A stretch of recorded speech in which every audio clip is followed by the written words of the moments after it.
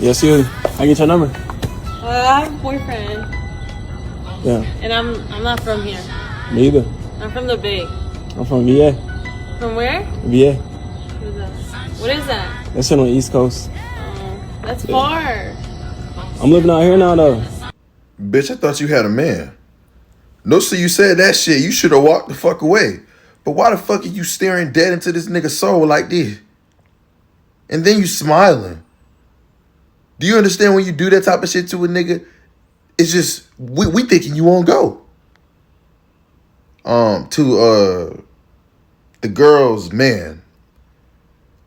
You a fucking dumbass. How the fuck you ain't see this in this bitch already? She probably have her legs wide open for every... That shit wicked, bro. Shalom Israel first. I want to give all praise, glory, honor to Yahweh by Shemel outside. By Shem Kakwadash. Double honor to you, Apostle Sales, Great Millstone. Peace, citation to 1/3 of Israel. For this lesson, one decided to this shit gotta go or something like that. And you saw the video I just played. You know, and these women are adulterous, all right?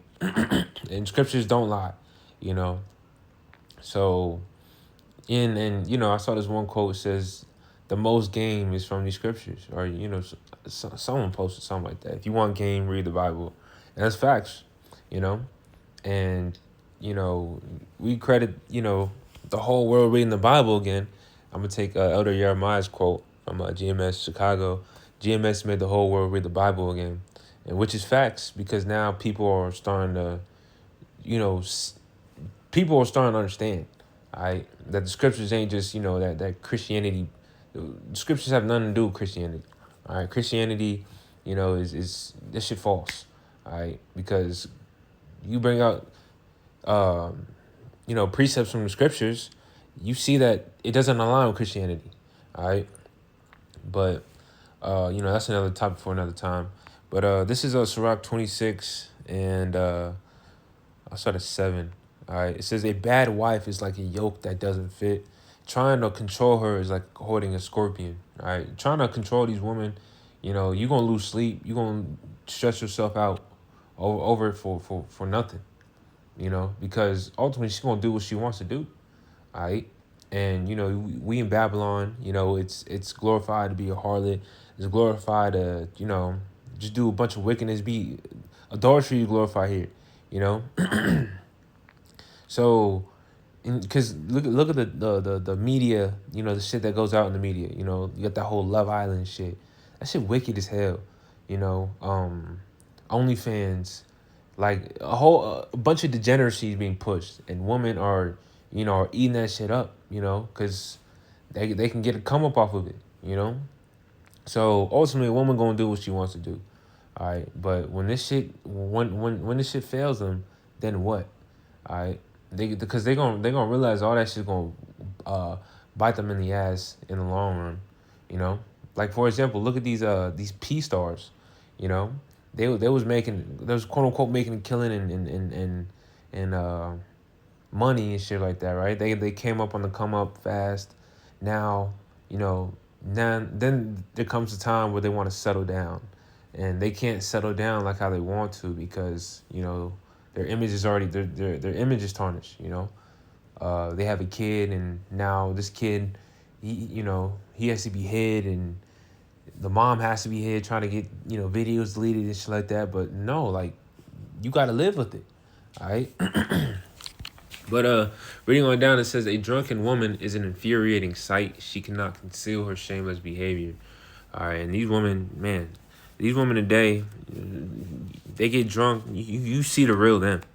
All right, you see that these women ain't wifey material.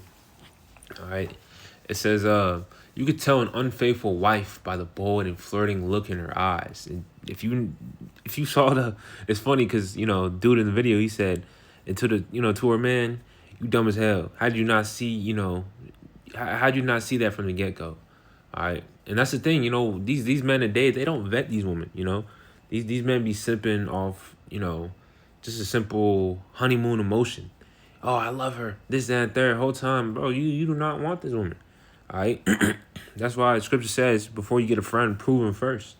All right. Now in this case, you gotta prove the woman. You gotta prove her if she's really down for you. Which you gotta use discretion, because we in Babylon. The woman can switch up in a heartbeat. Look at the woman of old. Job's woman. Just curse the Most High and die. In a heartbeat, in an instant. So you can't expect much from these women today. All right. Now it's not to take away from sisters that are that fear the Lord and trying to do the best, but obviously if the shoe fits, you wear it. Bring on down, it says, if your daughter is determined to have her own way, keep a close watch on her. If you don't, she'll take advantage of any chance she gets.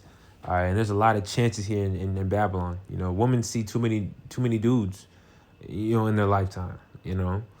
Whether it's at work, because women, different jobs, going to the store, niggas like it's full of confusion. All right, and women just be out and about alone. So the right nigga say the right things to her, she gonna go. All right. And that's why you gotta keep a close watch on her. If you got a daughter, especially here in Babylon, social media, start posting herself, start getting the attention. The dopamine starts spiking. Then she gonna be like, oh yeah, I'm this, I'm that. That pride, it gets to her head. All the attention gets to her head, and then she start trying to conduct shit. But this is reading on down. It says, if she's too self-willed, be on guard, and don't be surprised if she disappoints you. All right, and don't be surprised. Don't be surprised if she transgresses against you, because look at where the fuck we at. And the video was wicked. The video wasn't wicked itself. The dude he asked, you got a man, but it just goes to show you the mindset of these women and where their heads at. These women, they adulterous as hell. They got wanting eyes, looking at all different types of dudes, like, and shit. I'm pretty sure bros have seen that, encountering these Babylonian women. You'll go up, hey, you got a man, motherfucker be like, yeah, but, or try to make some excuse like, nah, bitch, there is no buts, all right. These women are sick. All right. But it says, she'll spread her legs anywhere for any man who wants her, just as a thirsty traveler will drink whatever water is available. All right. And these women are whores, And then they have the nerve to try to be like, I know my word, this, that, and third. But it's like, you let these niggas smash you, and then try to settle down with you. Crazy. But it says, a gracious wife is her husband's delight. Her abilities make him a stronger man. Okay, let me go to the 25th verse, or 25th chapter. It says, advice about woman. It says, no wound is as serious as wounded love. No troubles are as serious as the troubles that woman cause. All right, and what does the scripture say? Through Eve we all die. I believe that's in the latter verses down. But it's through the woman we die. You read First Ezra's the I believe it's the 4th chapter. Let me get it. It talks about a man. Basically, there you go. First Ezra's 4 and 25. It says, wherefore a man loveth his wife better than father or mother. Yea, many there be that have run out of their wits for their mind, for women, and become servants for their sakes. You see a lot of these simps out here that become servants for a woman's sake. They start to try to, change their ways for a woman. Like, you got to stand on 10. And at the end of the day, a woman respects that. A real woman will respect that, and she'll well, I'm just gonna keep that. A real woman will respect that, all right? Because you got a lot of dudes that be walking around trying to wear the pants and shit, and it's because a lot of niggas they seen a lot of simps come their way, so it really the ball is in their court in that aspect, all right? But really strong man, a weak woman she gonna submit to a strong man, all right? It It says, and become servants for their sakes. Many also have perished and have erred in sin for a woman. All right. So just going back, no sufferings are worse than the sufferings caused, or no troubles are as serious as the troubles that women cause. All right. You got a lot of men that are dead or in jail because of a woman. It says no sufferings are worse than the sufferings caused by people who hate you. Reading down, this says no revenge is worse than revenge taken by an enemy. No poison is deadlier than the poison of a snake, and no anger is deadlier than the anger of a woman. All right, because when a woman gets angry, mind you, a woman don't operate off scriptures. They go off emotion, and these women don't have fear of anything. They don't have fear of the Lord. They don't fear the man. They gonna do what they want to do.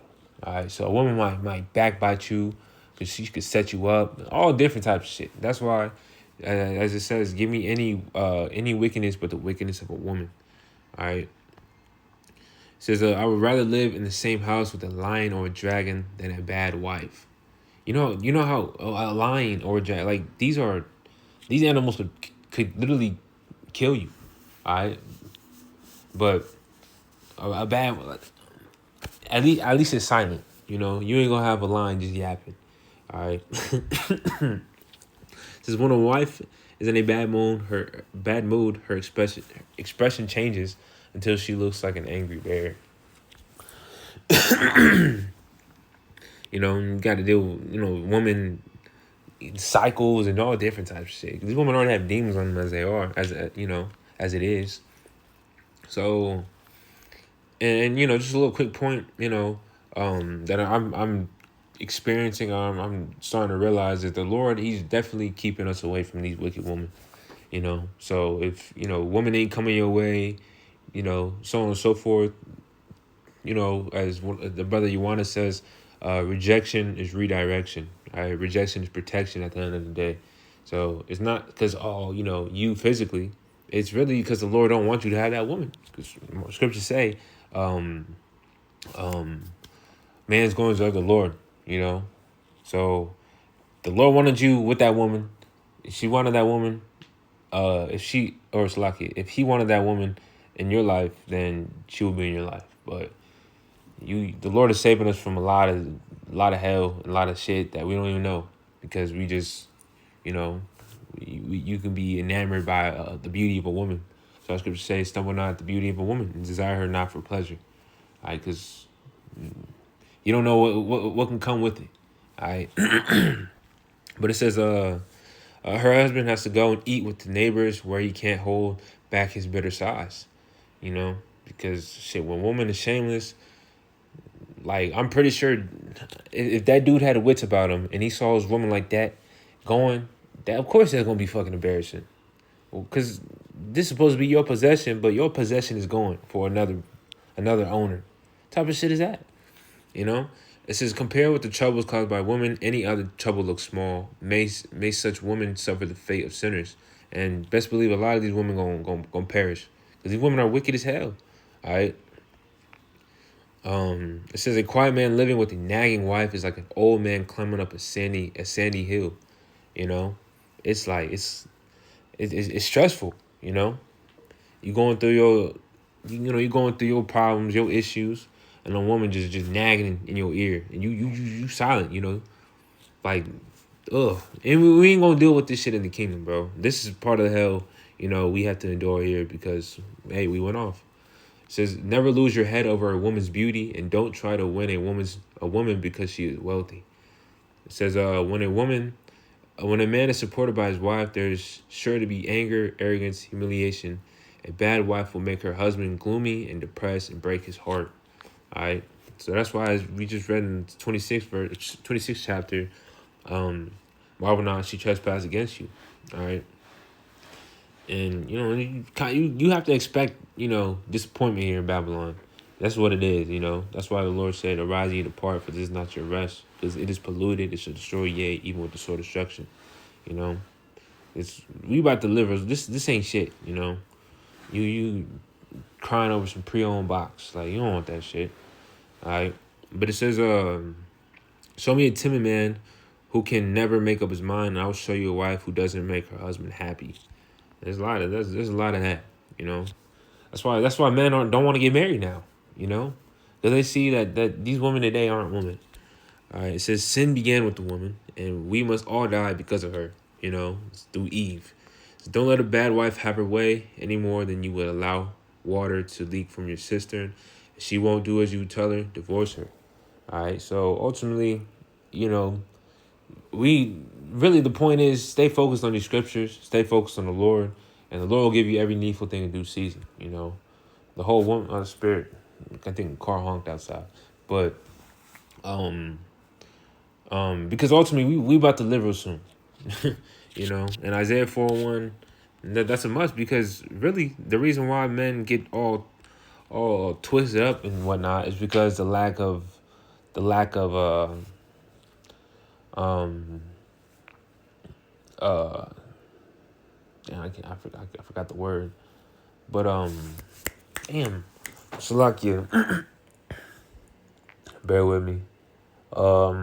What's the word for it? Well, men are basically deprived. Their deprivation and their lack of basically lack of woman, for lack of better words. I can't. The word escapes me, but you know, a man is allowed to have multiple women, but when a man can't, you know, he doesn't have options. There you go, lack of options.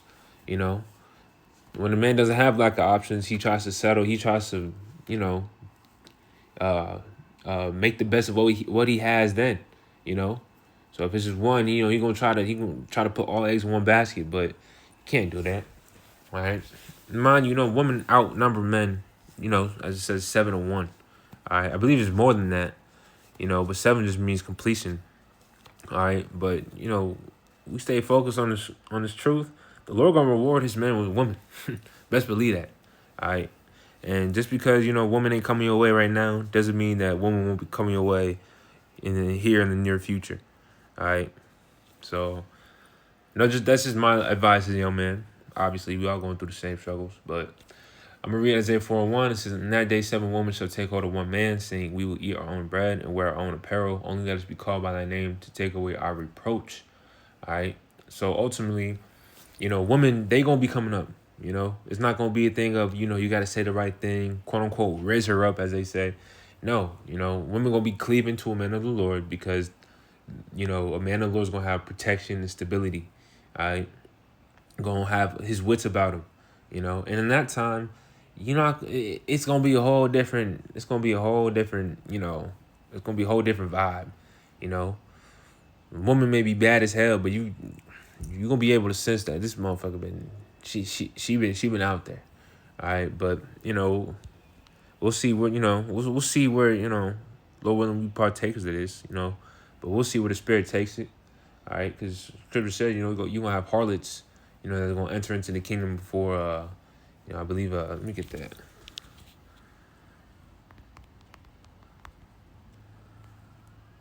There you go. Matthew 21:31, it says, whether of them twain did the will of his father, they say unto him, the first, Yahushua saith unto them, verily I say unto you, that the publicans and the harlots go into the kingdom of the Most High before you. All right. For John came unto you in the way of righteousness, and ye believed him not. But the publicans and the harlots believed him, and ye, when ye had seen it, repented not afterward, that ye might believe him. All right. So, you know, just proving what I said. But it's gonna be, the ball's gonna be in our court ultimately. All right. And you ain't got to worry about that shit. All right. But hopefully this lesson was well said and edifying. I want to give all praise and glory to Yahweh by Shemel Shai, by Shem Kakadash. Next time, shalom.